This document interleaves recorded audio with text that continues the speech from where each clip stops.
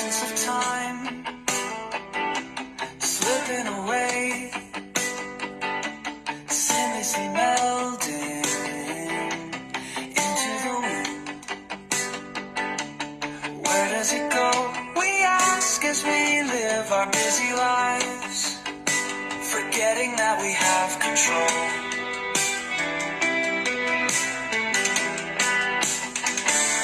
The power of time is misunderstood, leaving us all bewildered and weary. Each day is the same, yet we insist it is not. Living a life in a rhythm and cadence, recycled.